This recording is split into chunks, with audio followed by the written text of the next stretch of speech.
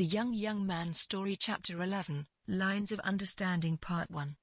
5:12, 12:19 a.m. L. Beautiful, the Snow Story. And yes to the significant events and feelings in our lives. One thing earlier, context. There was much written about how meaningful it was, yet after reading through it all I'm left feeling confused about what it really was, to you. No definition. Love, when you write an expression of feelings, there's a poetry to it that's not found in the mental world of philosophy development. Nighty-night. The Young Man. And yes, regarding context. Thinking on it. Smile. Didn't see yet, will go look, I'm exactly now busy writing about well-meaning intent. 5:12, 2:47 p.m. The other weekend visit which stood out for me was to the farm of a boy slightly older than me. I was going to be the only one left that weekend. Made no difference whatsoever to me. I welcomed it. Going to the senior hostel by myself and then being the only junior there was interesting and had benefits. But this boy invited me to come home with him. It was obviously a big deal to him. I could see that clearly. He was doing what to him was the right thing, engaging in an act of compassion. From his perspective. And it was clear this invitation was at some personal cost to him. At the time I was a bit puzzled at the personal cost, as it was more than would come from simply extending an invitation to someone who wasn't a close friend. Or because I was in a lower grade than him. No, it was more than that. I was to find out the reason. His home was on a very remote farm, engulfed in drought. Everywhere evidence of the consequences. The atmosphere on the farm, one of being forgotten, of being left behind by the world, of being overlooked, of luckless abandon. A farm from another era. The relatively modern pickup truck was almost an insult to the farm. Out of place. Not for any good reason, except it didn't seem to belong. The farm wasn't historic, not out of time in that sense. Simply a farm which had little. It had not been added to, had nothing to give. It was unyielding, sparse. That was the air of it, minimal. Everything at a minimum. The pickup truck glared its profligate implications in that environment of needed thrift. The one anomalous exception which was a waste. Even as much as it was needed.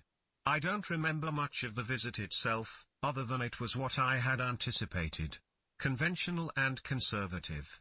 Extreme polite accommodation of a guest, of which I was appreciative. The meals were basic, very basic, and this too I appreciated, but in a different way. It was clear the family was poor. But that's not accurate. I realize now it's the genesis of my perspective on being poor. They had little, very very little, but they were not poor. There's a distinction. I didn't make it then consciously, but I saw it. They had nothing, so little they had. But they didn't have the attitude of the poor. That's a different matter altogether. A poor attitude is one of hopelessness. One of feeling at the mercy of circumstance. There's an element of being a victim which characterizes the poor mindset. These people had nothing, but they weren't beaten, they had not given up, they were still in the fight. They were resigned perhaps, but not defeated. They would do what was needed, whatever that would be, and proceed with faith and trust. But, unlike most religious people, which they were, they didn't rely on that as a cure-all. They would depend on their perseverance, their discipline, their thrift, their sensibility. Most of all, they would rely on their forbearance. I had not the word then, but now, if I remember their farm, that's the overwhelming mood. A pervasive feeling of forbearance. Powerful, strong, infusing everything, even into the furniture, the utensils.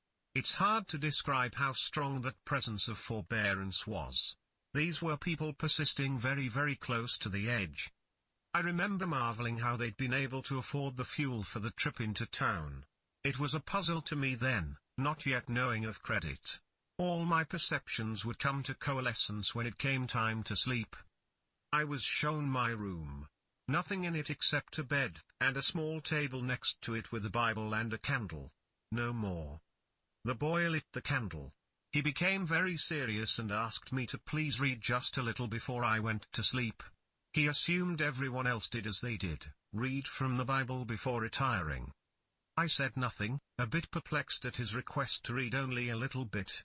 He must have noticed my puzzlement. Then it all crystallized for me as he earnestly added, to save the candle. Continued in Part 2. Nobilia.org Self-Discovery Project.